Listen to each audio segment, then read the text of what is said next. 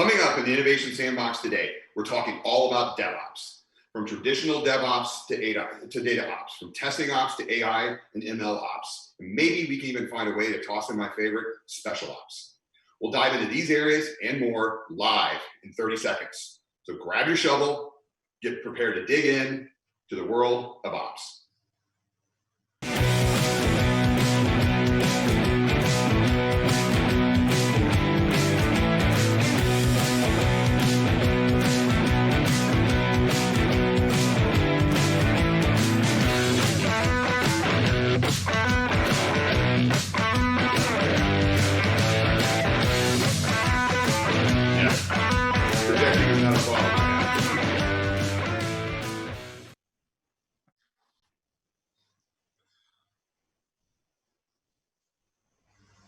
Hello, everyone, and welcome to the Prolifics Innovation Sandbox. Standing in for Kirsten Kraft this week, I'm Matt Garst, and I'm super excited to be your guest host this week. Today, it's all about ops. It's not just your grandfather's DevOps anymore. There are so many new and updated strategies to the traditional ways of doing DevOps. I've got a whole host of great Prolifics experts with me today, so without further ado, let me introduce you to our guests for this week's install. Sitting in the guest spot again this week is Greg Hopkinson, our Chief Technology Officer and Innovation Center Sensei. Joining Greg this week is Wayne Scott, Practice Head of Enterprise Analytics, Baz Ahmed, Business Development Manager for Testing, and last but never least, Chris Brown, Head of the Information Management Practice. As always, make sure you type your questions down in the chat box at either the bottom or the right of your screen, and we'll have plenty of time toward the end for all of your Q&A. So let's get started. DevOps Combat Team, welcome to the Innovation Sandbox. So let's get started with DevOps as a concept. Greg, I'm going to toss this one over to you. I know you've seen your fair share of updates in the realm of DevOps. I want you to tell us a little bit about the origin and how it's evolved over the years. But most importantly, you must answer a very important question. How in the heck did your journey to DevOps start out with a rubber chicken? Thank you, Matt. So I will definitely save that question for the end. So let's tease that one and do it, handle that in Q&A. But my journey did, honest to God, start with a rubber chicken. Let's start off. So a little bit of background on DevOps. DevOps started off with continuous integration back in the early 2000s. So it's been with us for a while. And I remember when, the 2000s seemed like the future, that's 20 years ago that these techniques have been with us. And it all started around agile. So agile at that point was being incredibly successful at delivering waves of change in development. And agile was so successful that although the development teams were being much more efficient, this moved the bottlenecks onto our operations team. So a lot of waiting was happening. So developers were waiting for environments, testers were waiting for deploys, and there was a lot of room for improvement. So continuous integration came first. And then the obvious question was asked, so why not automate the deploy? We're now automating builds. Let's now automate the deploy. And we then had continuous delivery came into the play. So automated deploys to environments, but somebody still has to go and push a button to kick off that deploy. So for some, it's actually gone to the next step, which is with enough quality checks built in, with auto detection of issues in your environments, if you've got an automatic control of rollouts, you can actually get to the ultimate in DevOps, which is continuous deploy. And that means code gets deployed all the way to your environments and nobody has to touch a button anywhere in that process. So there's massive cumulative benefits that have come for the development and operations teams with all of these different techniques. But there's been some common themes that have come out. So the themes of automation, obviously, the themes of pipelines, improved visibility and communications between these teams. So as soon as development and operations teams got all these benefits, the other teams were all knocking on the door as well. So QA was already all in on DevOps from day one. QA is very much the central part of DevOps practice. But then security and the security teams started getting involved. And we had the emergence of DevSecOps to bake in security early on in your applications, and even the data team. So what about applying DevOps to data pipelines or applying DevOps to AI, machine learning, training and models? So DevOps has really become this banner for change, not just between development and operations, but across the whole IT organization and even beyond. So we will get back to that rubber chicken story. Yeah, because you're avoiding that, but that's okay. We'll get there. We'll get there. I won't let people down. So you've really talked a lot. You're talking about the data, how fundamentally important the data is, and really bringing in AI, machine learning. So Wayne, I want to toss a question over to you. I want to pull a thread a little bit more. What is the relevance, of DevOps with data and analytics? Well, the short answer, I think, Matt, in the beginning is that there wasn't a whole lot of relevance. In the bad old days, and Greg, I think you're saying DevOps, the whole thing's been around, what, 20 years? Yeah. I think I first became aware of DevOps probably about 15 years ago.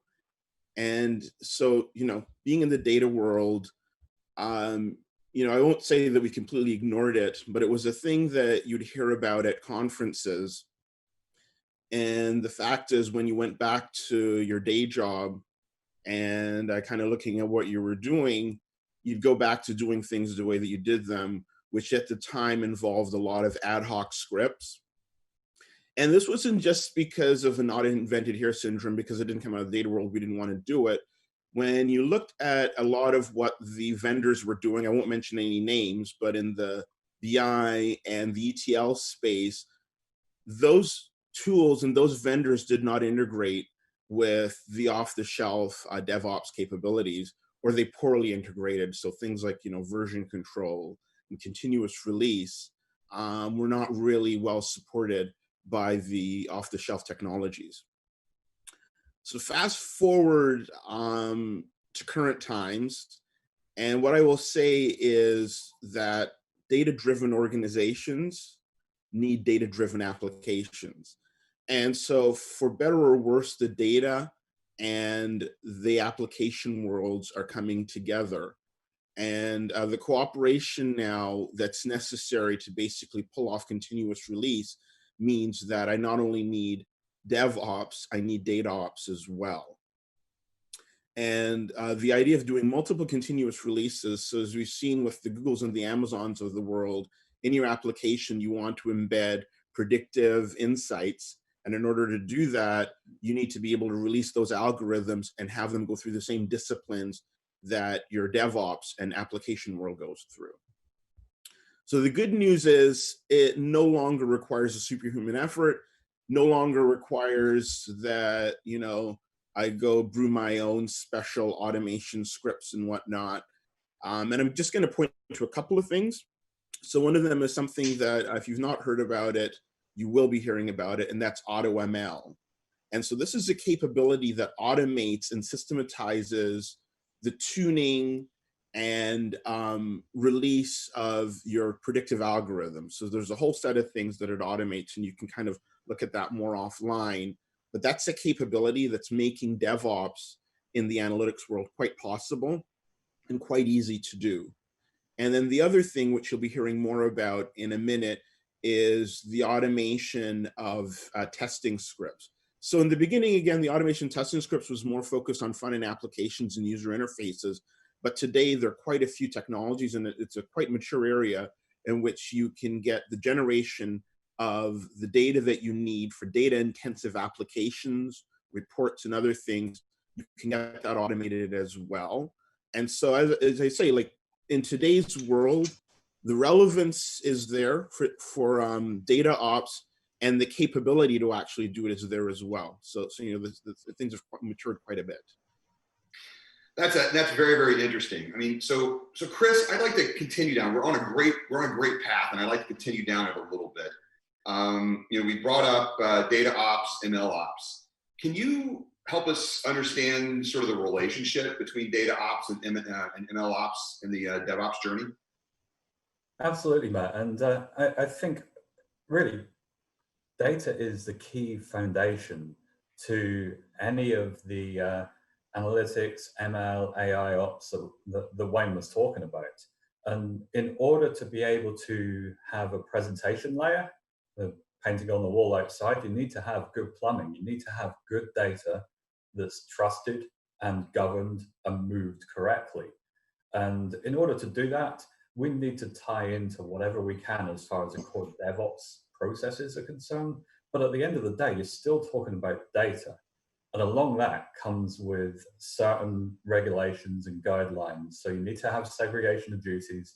You need to make sure that PII is in compliance.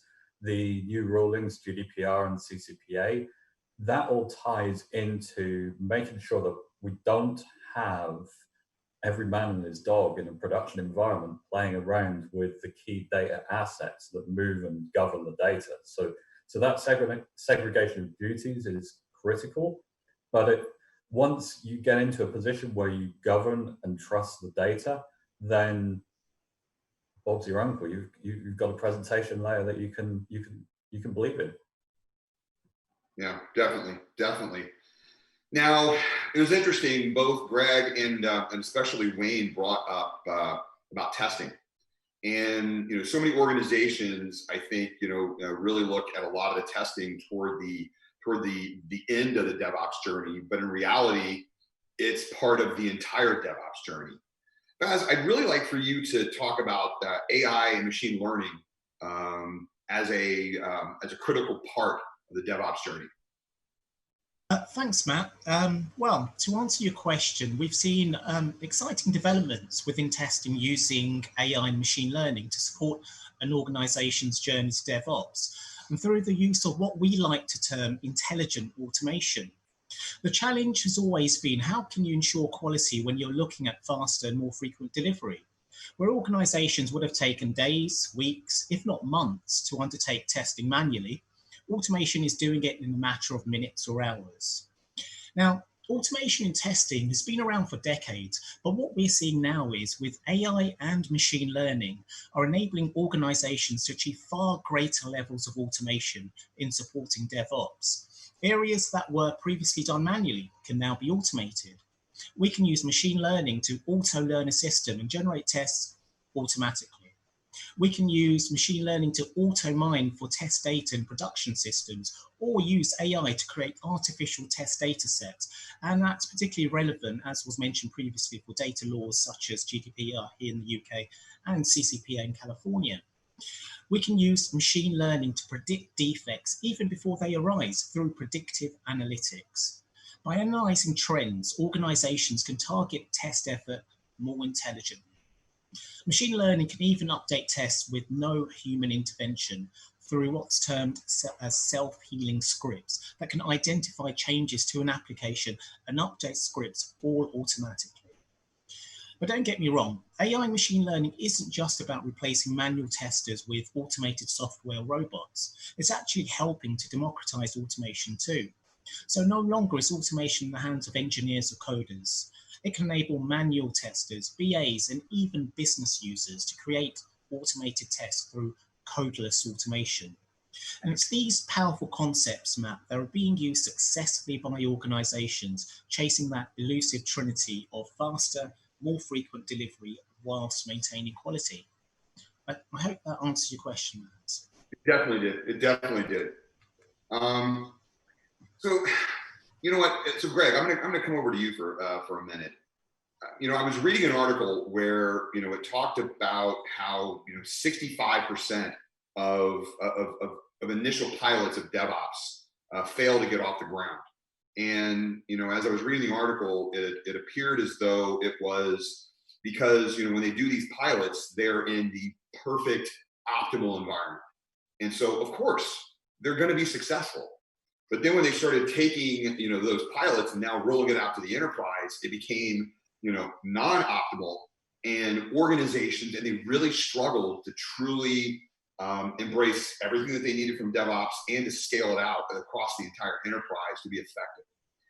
So, I mean, in your opinion, how would effective organizations implement DevOps across the enterprise? Yes, there's a few interesting things to say on that. So firstly, the one thing that I guess we've spoken about a lot of different aspects of DevOps. So DevOps can potentially bring a lot of change, a large amount of change and improvements to an organization. But any large amount of change like that's always a little bit scary for an organization. So it's good to keep in mind that this is a journey we're going on. You're not going to do everything on day one. It's a journey, and you may be at different portions of that journey and different teams. But the good news is it doesn't matter where you are on that journey, you're going to keep getting value the whole way. So as you evolve from continuous integration to continuous delivery and maybe even continuous deployments, you're going to get those tighter cycles.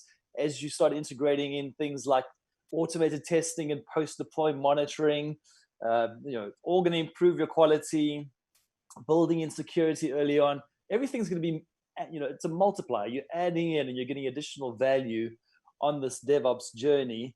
But I guess, so how best to structure that journey is, I'm going to give you the consultant's answer.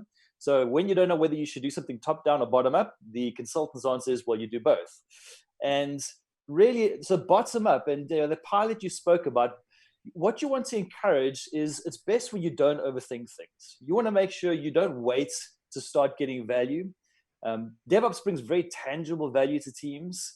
So let those agile teams start adopting practices and the tools that are delivering value for them, but make sure it's driven by their needs. So you don't have to wait for a whole big coordinated effort, but at the same time, you do need some top-down effort as well, because you want to make sure that every single team isn't reinventing the same wheel. So you don't want to make sure that they're not all building the same automations. They're not all learning how to put together the same tool chains.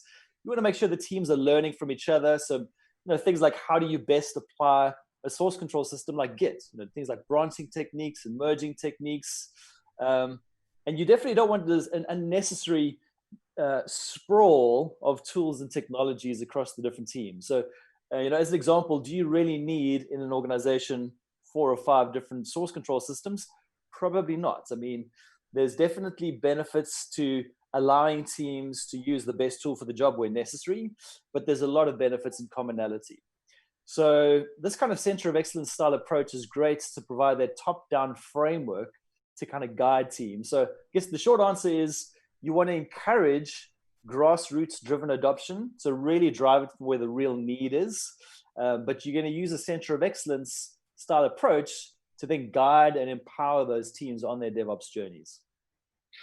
So Greg, I want to keep you on the hot seat, because you've mentioned a lot of really interesting things and really about teams. And so, I mean, with my opening and the discussions from the guys so far, there's now so many elements of ops. You've got your traditional DevOps, you've got AI ops, ML ops, DataOps, SecOps, test ops, all of this, a lot of ops. How do you effectively bring it together? Because the thing is that a lot of these organizations are disparate organizations blown across an entire organization that have, I hate to say it, but not been designed to work together effectively.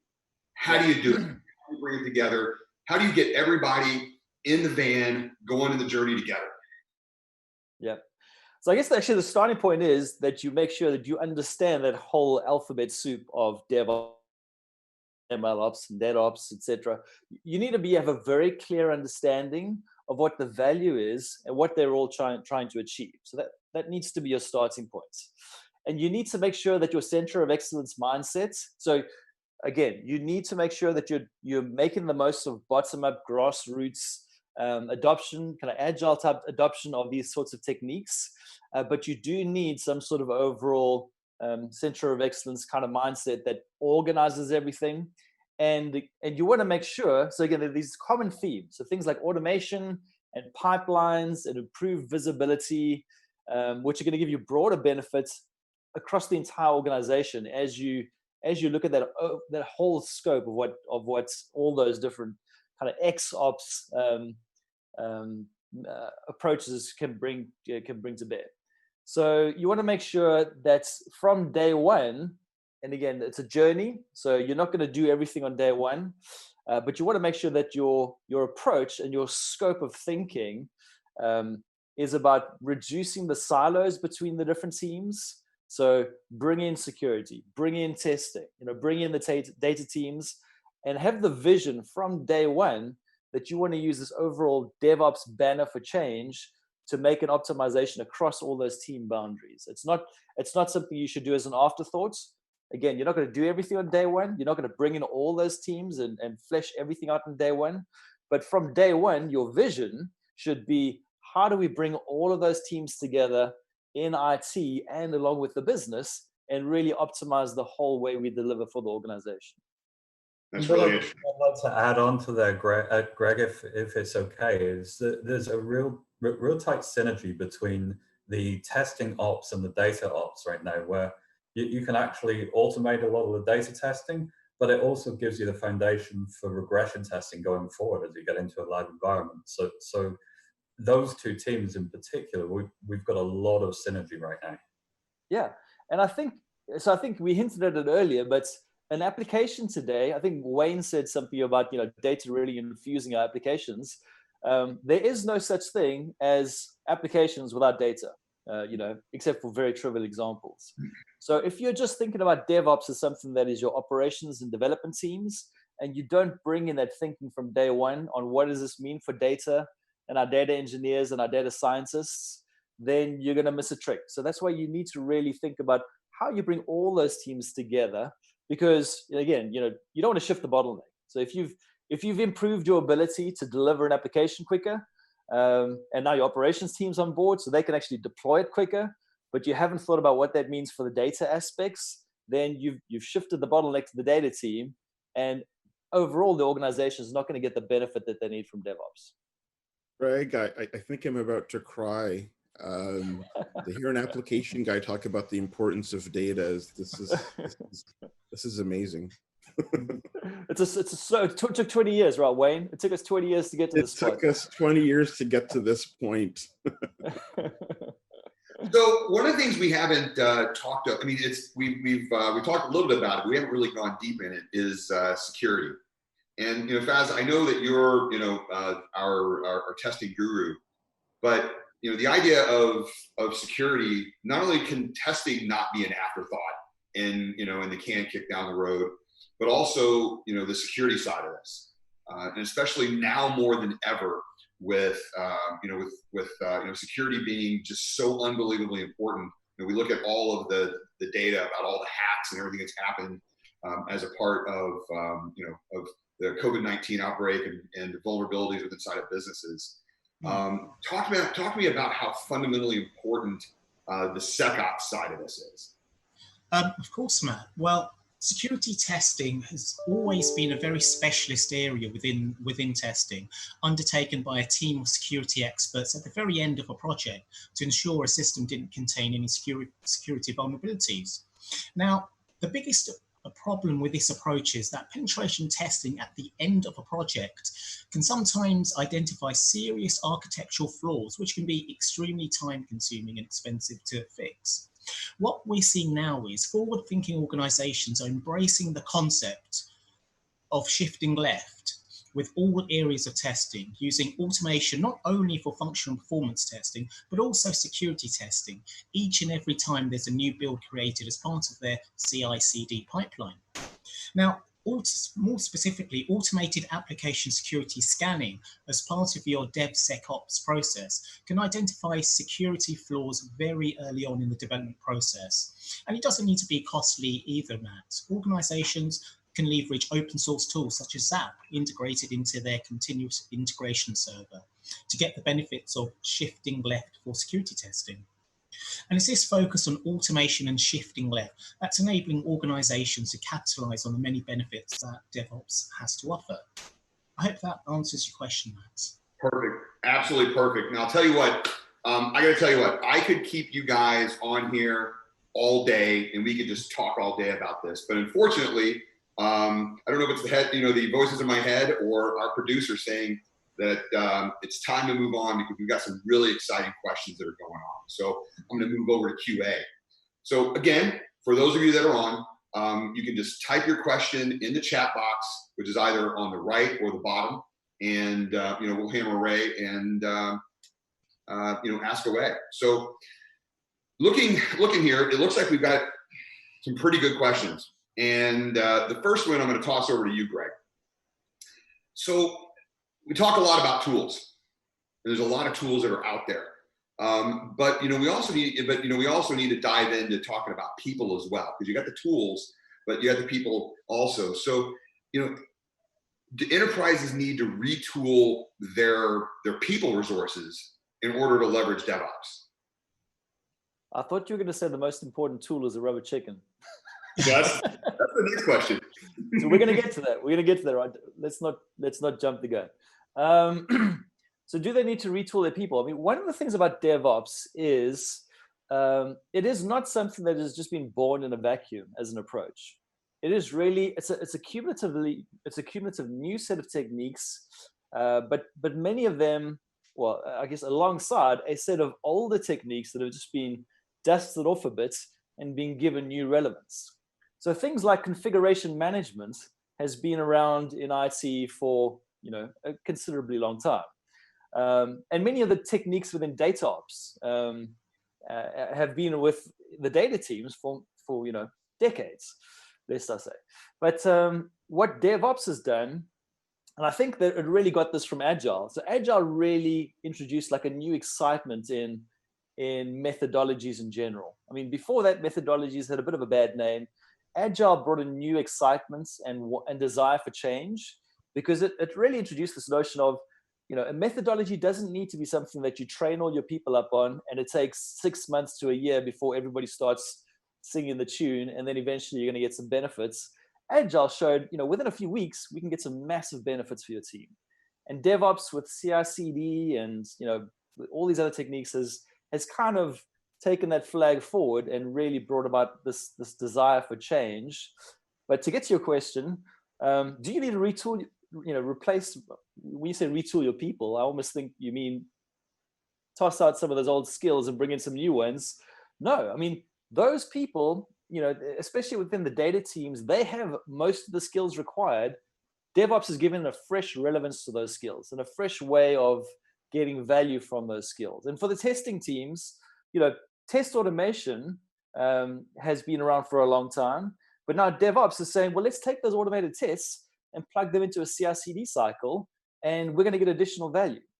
DataOps is saying, let's use these pipeline views and some of the configuration management and tools that we get with DevOps, and look at that to increase transparency across the team. So it's really about taking those existing skills and adding in that fresh DevOps way of thinking to really reinvigorate the teams. And if I may chime in a bit here as well, Greg. So you've also got the opportunity out of automation, out of having common processes, to have your key technical architects do architect things as opposed to operational things. And I think that's really important, because you're often in a 24/7 environment. You've often got real-time data feeds that need to be kept correct. You've got to have an efficient break fix process, but you want to be having the success done by the right people. You want to have the architect people building the new exciting projects, while we have the core automated operations just not take care of itself, but be as efficient as possible. Yeah. And that's actually, if I can just say one other thing, Matt, I mean, so and to carry on what Chris was saying there, a key part or a key concern whenever you talk automation in an IT context is often, well, if you're automating things, it's to replace people, right? And what I would say, what I've seen with DevOps is allowing teams, so today teams are underperforming. And what I mean by that is, there are very few organizations that can say, actually, do you know what, our teams are delivering at the rate that our business requires. There's no delay, or there's no mismatch between the rate of delivery they require and the rate that we're getting things out the door, or maybe from a cost point of view. So what DevOps allows you to do is actually just catch up to that rate that business really needs to have deliveries made at. And I tell you what, as soon as you catch up, they're going to increase their needs, and DevOps is really going to allow you to keep optimizing to meet that required pace of delivery that the business has, because it's only ever going to get more challenging. So, all right, Greg. So let's continue on that one. We're talking about optimization, getting the teams to operate more efficiently. So, as we're heading into that DevOps battlefield, what are some of the best accessories for you to take with you? Your bots, or different tool chains, or maybe you pull out of your rucksack a rubber chicken. So, Absolutely. you know, how are we getting ready? What tools are we taking with us? So so true story, a rubber chicken is what really got me excited about DevOps. And that's where my DevOps journey started. So I will expand on that story briefly. So DevOps, when we were saying DevOps has been around since the early 2000s, it's not quite true because the kind of precursor techniques for DevOps were playing out there. So it wasn't really called DevOps in early 2000s. You know, it was all about agile and extreme programming, but they really introduced some of the initial techniques. So I mentioned already continuous integration being that key technique. And I was working in the UK on a big supply chain integration project. And we were running things using extreme programming. It was one of our first agile projects. And in continuous integration, as most folks will know, it's all about automating builds. So people check code into the source control system and automated build runs. And when that build breaks, it's quite easy to see who broke the build because you just look to see who made the last commit of code. And that was the person that broke the build. And good continuous integration, extreme programming guidance was the person that broke the build has to stay, can't go home until they fix the build. So it's very important to firstly identify who broke the build. And then it's very important to make sure that they didn't leave the door, because if they left, then the build's broken and nobody else can commit code, because then you're committing bad code potentially on top of bad code, and it just the whole thing falls apart. So what we did was there was a rubber chicken floating around the office. So somebody had, I don't know where rubber chickens come from. Well, I didn't. Actually, I Googled, and there's a big company in the US, toy company, that makes rubber chickens. I don't know what the purpose is. I can tell you what we used our rubber chicken for. So we decided to give the rubber chicken to whoever broke the build so that it was clear whose responsibility it was to fix. Now, that was a major eye-opener for me, because up to that stage, I'd been responsible for methodology within the company. So I had quite a focus on methodology and improving the way we delivered and did things in general. But I tell you what, as soon as we started this practice, the first day or so, the build broke. So we set up our continuous integration server. Folks committed code as they used to. The build broke a few times, and we'd have a little ceremony of handing the rubber chicken over to the person that broke it. But strangely enough, after a few days, the build wasn't breaking anymore. And we noticed the team was paying a lot more attention to the quality of the code before they committed it. And as a whole, they were working better together and collaborating better. So they were having more discussions about the code just to make sure they didn't break the build and they didn't get the rubber chicken. So DevOps, can make a very immediate and tangible change and value, much more so than other methodologies. And the benefits can be huge. So, I saw that it bringing about a real change of team behavior. You could ask if we'd have the same change if we hadn't had the rubber chicken. I think we would have. Just makes for a more interesting story. But from that point on, I was pretty much sold on DevOps. Excellent. I know we're getting really tight on time, but I've got one more question that I want to ask. So I want to grab the rubber chicken and pass it over to Faz. So what does the company need to do in order to, prepare for, implementing test automation into their DevOps life cycle? Right, thanks, Matt. Well, I think too many people get caught up in implementing tools to fast track DevOps and test automation as part of DevOps within their organizations. And often this approach can often lead to many challenges and issues. Those organizations that have the greatest success in implementing DevOps have typically taken a more holistic approach to implementing it based on people, process, and tools. DevOps more generally requires a great cultural shift, I think, which Greg and others have touched on already, to the way that people work. So it's all about getting buy-in from all areas of an organization, from C-level stakeholders through to the dev, test, and operations teams.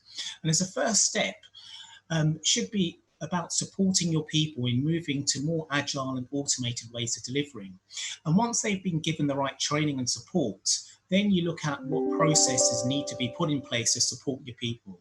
And once you've got that right, you should start looking at what tools best support both your people and processes. And every organization will have a different journey to DevOps, as I think the whole team mentioned. For instance, a new small digital company can more easily implement agile processes than a large established bank, which has to work to additional regulations. So it's all about what suits your organization best. And I think a good motto can be start small, learn, improve, and expand. That's always a sensible approach, Matt. Hopefully that answers your question. It definitely does. And I think, unfortunately, that's all the time we're going to have. But I'll tell you what, I mean, there's so many exciting questions that have come up, and you guys have done such a brilliant job. You know, I think we're going to have another DevOps discussion in the season 2 of the Prolifics Innovation Sandbox. So now we're leaving people with some exciting stuff to look forward to. So, it is all the time that we have. First of all, Ops team, I'd like to thank you so much for coming to play with me inside the Prolifics Innovation Sandbox. I can't thank you enough. Since we're all virtual, I'd like to give you a virtual fist bump. And to our audience, thank you for stopping by. And we really want you to come by next week, next Thursday, for the final episode in season 1 of the Innovation Sandbox, which will be hosted by none other than Greg Hodgkinson. And the title for next week is Tales from the Sandbox. You're going to learn all about how you drive innovation with inside of your organization. So it's going to be really, really exciting. So please don't miss next week's episode. So until then, keep well and keep innovating.